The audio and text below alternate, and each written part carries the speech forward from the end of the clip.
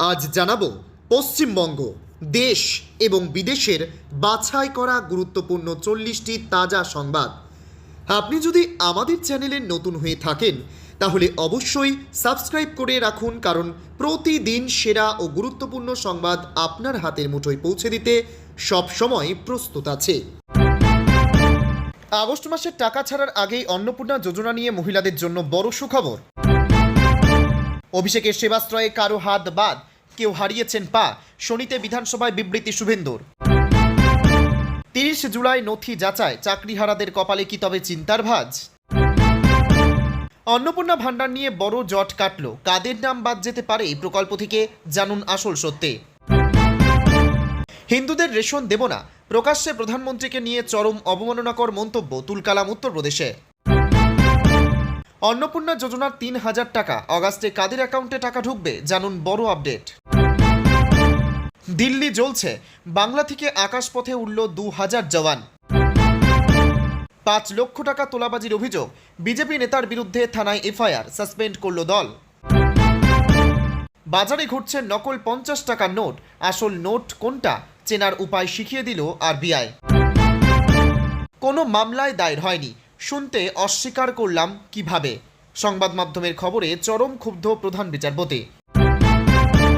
5 লক্ষ তোলা, বিজেপি নেতার বিরুদ্ধে এফআইআর, দল ব্যবস্থা নিতেই অভিযুক্ত তুহিন বললেন, আমি গোষ্ঠীদ্বন্দ্বের শিকার। চাকরি প্রার্থীদের জন্য বিরাট স্বস্তি, সমস্ত কেন্দ্রীয় পরীক্ষার জন্য আসছে স্বাধীন কর্তৃপক্ষ, বড় সংস্কারের পথে মোদী সরকার। আন্ডার ইনকোয়ারি স্ট্যাটাস থাকলে কি অ্যাকাউন্টে ঢুকবে টাকা, জেনে নিন বড় আপডেট।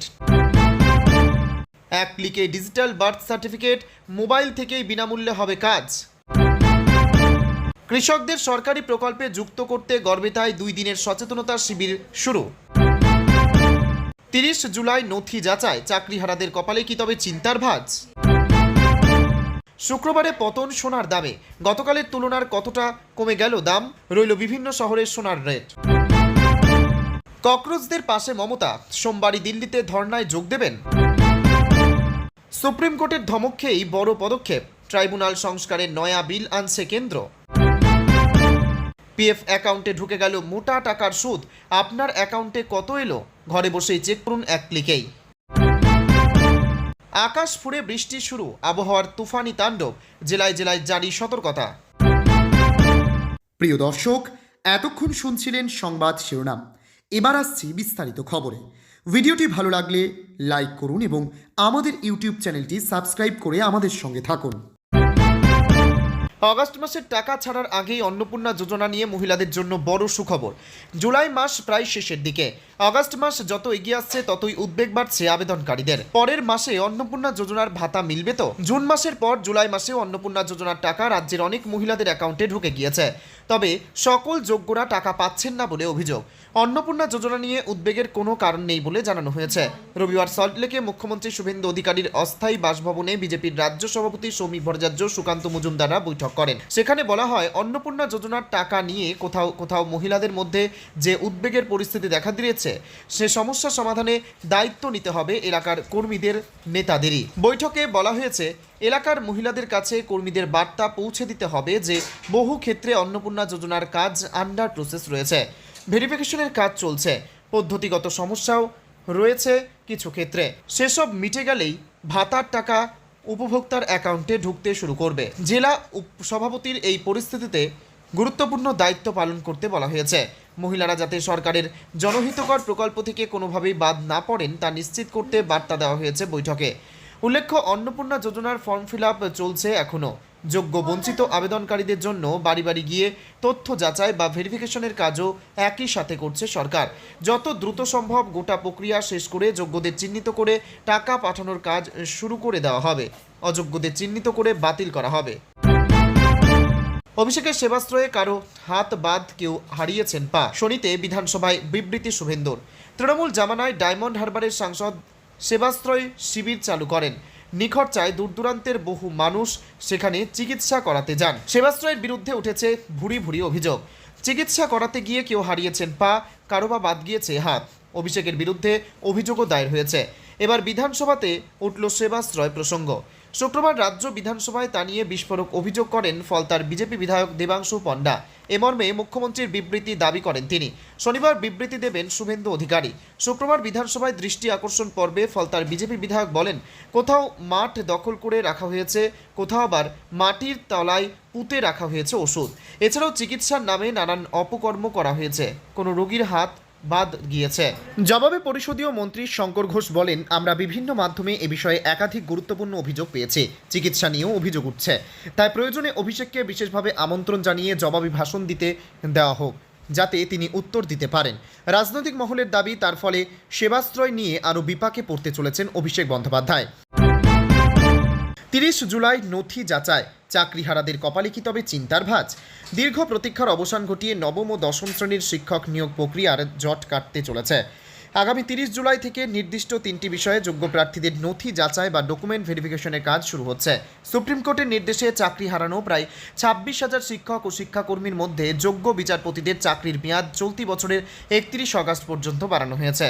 তবে নতুন নির্দেশিকায় অনেক প্রার্থীর ভেরিফিকেশনের তারিখ সেপ্টেম্বরে পড়ে যাওয়ায় চাকরি প্রার্থীদের মধ্যে তীব্র উৎকণ্ঠা ও দ্বন্দ্ব তৈরি হয়েছে। চাকরি প্রার্থীদের আশঙ্কা, ভেরিফিকেশনের কাজ আগস্ট মাসের সময়সীমার পার করে সেপ্টেম্বরে গড়ালে তাদের বেতন ও অন্যান্য আইনি সুযোগ সুবিধা বন্ধ হয়ে যেতে পারে। এ বিষয়ে এসএসসি জানিয়েছে, প্রার্থীর সংখ্যা ও শূন্যপদের আধিক্য বিবেচনা করে আইনি পরামর্শ মেনে এই তারিখগুলি নির্ধারণ করা হয়েছে। তবে চাকরিহারা যোগ্য শিক্ষকদের প্রতিনিধি রাকেশ আলম দ্রুত নিয়োগপত্র প্রদানের দাবি জানিয়ে সতর্ক করেছেন যে আদালতের বাড়তি সময়সীমার পর বেতন অব্যাহত রাখতে নতুন করে আবেদন না করা হলে বড় ধরনের সংকটের সম্ভাবনা রয়েছে। অন্নপূর্ণা ভান্ডার নিয়ে বড় জট কাটল, কাদের নাম বাদ যেতে পারে এই প্রকল্প থেকে? জানুন আসল সত্যি। আগামী 20 আগস্ট পর্যন্ত অন্নপূর্ণা ভান্ডার প্রকল্পে আবেদন করার সুযোগ রয়েছে। তবে এই প্রকল্পের মাধ্যমে ঠিক কোন কোন মহিলা মাসিক 3,000 টাকা ভাতা পাবেন এবং কাদের নাম এই তালিকা থেকে বাদ যেতে পারে তা নিয়ে সাধারণ মানুষের মনে দ্বন্দ্ব ও কৌতূহলের অন্ত নেই। অবশেষে বিভিন্ন সরকারি সূত্র ও নির্ভরযোগ্য তথ্যের ভিত্তিতে সামনে এলো এই প্রকল্পের বর্জনের সুনির্দিষ্ট কিছু নিয়মাবলী। স্বামী বা পরিবারের অন্য কোনো সদস্য সরকারি চাকরি না করলেও যদি আবেদনকারী কোনো মহিলা নিজের নামে বাড়ি, 4 চাকা গাড়ি বা উল্লেখযোগ্য সম্পত্তি থাকে, তবে তিনি এই প্রকল্প থেকে বাদ চলে যাবেন। কোনো মহিলা যদি কোনো প্রাইভেট কোম্পানির উচ্চপদস্থ কর্মী হন এবং ভালো অঙ্কের বেতন পান, তবে তিনি এই প্রকল্পের জন্য বিবেচিত হবেন না। আবেদনকারী কোনো মহিলার ব্যাংক অ্যাকাউন্টে যদি নিয়মিতভাবে বা বড় অঙ্কের টাকার আদান প্রদানের তথ্য ধরা পড়ে, তবে তিনি মাসিক 3,000 টাকা ভাতা পাবেন না। যদি কেউ কোনোভাবে নিজের আসল অর্থনৈতিক অবস্থা বা তথ্য গোপন করে এই প্রকল্পের সুবিধা পাওয়ার চেষ্টা করেন এবং তা ধরা পড়ে, তবে তাকে অতীতের নেওয়া সমস্ত টাকা সরকারি তহবিলে ফেরত দিতে হতে পারে। সরকারের পক্ষ থেকে এখনও আগস্ট মাসের ভাতার জন্য নির্দিষ্ট কোনো পেমেন্টের তারিখ ঘোষণা করা হয়নি। তবে ভেরিফিকেশন বা যাচাইকরণ পর্ব সম্পূর্ণ হওয়ার পর যোগ্য আবেদনকারীদের ব্যাংক অ্যাকাউন্টে মাসের শুরু থেকেই পর্যায়ক্রমে টাকা জমা পড়তে শুরু করতে পারে। তাই বাজার চলতি কোনো নির্দিষ্ট তারিখের গুজবে কান না দিয়ে সরকারি আপডেটের জন্য অপেক্ষা করাই বুদ্ধিমানের কাজ হবে। হিন্দুদের রেশন দেব না, প্রকাশ্যে প্রধানমন্ত্রীকে দিয়ে চরম অবমাননাকর মন্তব্য তুলকালাম উত্তরপ্রদেশের বেরেলি জেলার ভুটা থানা এলাকার কেশরপুর গ্রাম থেকে সম্প্রতি একটি চাঞ্চল্যকর ও অত্যন্ত সংবেদনশীল ঘটনা সামনে এসেছে, জানিয়ে বর্তমানে রাজ্য জুড়ে তীব্র রাজনৈতিক ও সামাজিক শোরগোল শুরু হয়েছে। সোশ্যাল মিডিয়ায় একটি ভিডিও ঝড়ের গতিতে ভাইরাল হওয়ার পর এই ঘটনার কথা জানাজানি হয়। শুধু তাই নয়, অভিযুক্ত যুবক প্রকাশ্যে সমস্ত হিন্দু গ্রামবাসীদের কড়া ভাষায় আক্রমণ করে ঘোষণা করেছিলেন যে সে কাউকে আর সরকারি রেশন তুলতে দেবে না এবং মেশিনে বায়োমেট্রিক বা আঙুলের ছাপ দিতেও অস্বীকার করে। এই চাঞ্চল্যকর ভিডিও প্রকাশ্যে আসতেই টনক নড়ে স্থানীয় প্রশাসন ও পুলিশ বিভাগের। এখানেই শেষ নয়, সে প্রকাশ্য ঔদ্ধত্য দেখিয়ে বলে যে সে কোনো হিন্দু গ্রামবাসীকে আর রেশন দেবে না। এই অন্যায়ের প্রতিবাদ করায় ক্রেতা ভগবত শরণকে আদিল ও তার এক সঙ্গী নাইম মিলে বেধড়ক মারধর করে বলেও অভিযোগ দায়ের করা হয়েছে। বর্তমানে ভিডিওটির কারিগরি ও প্রযুক্তিগত পরীক্ষা চলছে এবং ফরেনসিক প্রমাণের ভিত্তিতে সমস্ত অভিযুক্তের বিরুদ্ধে অতি শীঘ্রই কঠোরতম আইনি ব্যবস্থা নেওয়া হবে বলে তিনি আশ্বাস দিয়েছেন। জেলা সরবরাহ কর্মকর্তা মনীশ কুমার অত্যন্ত স্পষ্ট ভাষায় জানিয়ে দিয়েছেন যে যারা সাধারণ ও যোগ্য গ্রাহকদের সঙ্গে প্রতারণা করবে, সরকারি নিয়ম লঙ্ঘন করবে এবং সাম্প্রদায়িক সম্প্রীতি নষ্ট করার চেষ্টা করবে, তাদের কোনোভাবেই ছাড় দেওয়া হবে না। এই ঘটনাকে কেন্দ্র করে এলাকার সাধারণ মানুষের মধ্যে একদিকে যেমন ক্ষোভের সঞ্চার হয়েছে, তেমনি প্রশাসনের দ্রুত পদক্ষেপে কিছুটা স্বস্তি ফিরেছে। অন্নপূর্ণা যোজনা ৩,০০০ টাকা। অগাস্টে কাদের অ্যাকাউন্টে টাকা ঢুকবে জানুন বড় আপডেট। জুলাই মাস শেষের পথে এবং সামনেই অগাস্ট মাস। এই পরিস্থিতিতে অন্নপূর্ণা যোজনায় আবেদন করেও যারা এখনও টাকা পাননি তাদের মনে একটাই প্রশ্ন, তারা কি আগস্ট মাসে ৩,০০০ টাকা পাবেন? এ বিষয়ে প্রশাসনের পক্ষ থেকে জানানো হয়েছে যে যারা এই প্রকল্পের আসল উপভোক্তা বা যোগ্য তারা নিশ্চিতভাবে টাকা পাবেন। বিজেপি সরকার ক্ষমতায় আসার পর অন্নপূর্ণা যোজনা চালু করে। ইতিমধ্যেই দু ফয়েজে এই প্রকল্পের সুবিধা পেয়েছেন কোটিরও বেশি মহিলা। তবে বহু যোগ্য মহিলা এখনও টাকা পাননি বলে অভিযোগ রয়েছে। বর্তমানে যাদের আবেদন ঝুলে রয়েছে তাদের স্ট্যাটাস আন্ডার এনকোয়ারি বা তদন্তাধীন দেখাচ্ছে। এই সমস্ত ক্ষেত্রে সরকারি কর্মীরা বাড়ি বাড়ি গিয়ে নথিপত্র পুঙ্খানুপুঙ্খভাবে যাচাই করছেন। সূত্রের খবর, অনেক মহিলার ভেরিফিকেশনের কাজ শেষ হলেও টেকনিক্যাল কারণে এখনও অ্যাপ্লিকেশনের স্ট্যাটাস বদলায়নি। তবে সমস্ত নথি ঠিক থাকলে চিন্তার কোনো কারণ নেই। যাদের ভেরিফিকেশন সম্পন্ন হয়েছে তারা আগস্ট মাসেই নতুন করে টাকা পেয়ে যাবেন। পাশাপাশি যারা এর আগে নিয়মিত টাকা পেয়েছেন তাদের অ্যাকাউন্টেও ৩,০০০ টাকা ঢুকে যাবে। ভেরিফিকেশনের সময় যারা সঠিক তথ্য বা নথি জমা দিতে ব্যর্থ হয়েছেন কিংবা তথ্য গোপন করেছেন তারা অন্নপূর্ণা যোজনার এই আর্থিক সহায়তা থেকে বঞ্চিত হবেন। এই সময়ের মধ্যে যাদের যোগ্য বলে চিহ্নিত করা হবে শুধুমাত্র তারাই এই প্রকল্পের টাকা হাতে পাবেন। আকাশ ফুঁড়ে বৃষ্টি, শুরু আবহাওয়ার তুফানি তাণ্ডব। জেলায় জেলায় জারি সতর্কতা। ফের বাংলা জুড়ে অব্যাহত বর্ষার দাপট। শুক্রবার সকাল থেকে কলকাতা সহ দক্ষিণবঙ্গের একাধিক জেলায় দফায় দফায় বৃষ্টি শুরু হয়েছে। আবহাওয়া দপ্তরের পূর্বাভাস, সপ্তাহান্ত জুড়েই কলকাতা ও আশেপাশের জেলাগুলিতে বিক্ষিপ্ত থেকে মাঝারি বৃষ্টির সম্ভাবনা রয়েছে। ফলে ভ্যাপসা গরম কিছুটা কমলেও আর্দ্রতাজনিত অস্বস্তি বজায় থাকবে। আবহাওয়া দপ্তর জানিয়েছে কলকাতায় সর্বোচ্চ তাপমাত্রা 30 থেকে 32 ডিগ্রি সেলসিয়াসের মধ্যে থাকতে পারে। সর্বনিম্ন তাপমাত্রা 26 থেকে 27 ডিগ্রি সেলসিয়াসের আশেপাশে ঘোরাফেরা করবে।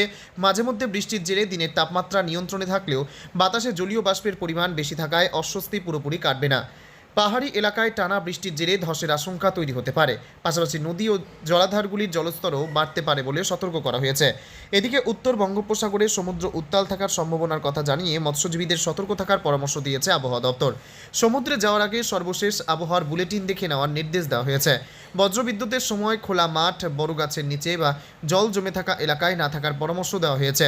পাশাপাশি যাতায়াতের সময় ছাতা বা রেনকোট সঙ্গে রাখার এবং ভারী বৃষ্টির কারণে যানজট ও নির্ধারিত গন্তব্যে পৌঁছানোর জন্য হাতে সময় নিয়ে বেরোনোর পরামর্শ দিয়েছে হাওয়া অফিস।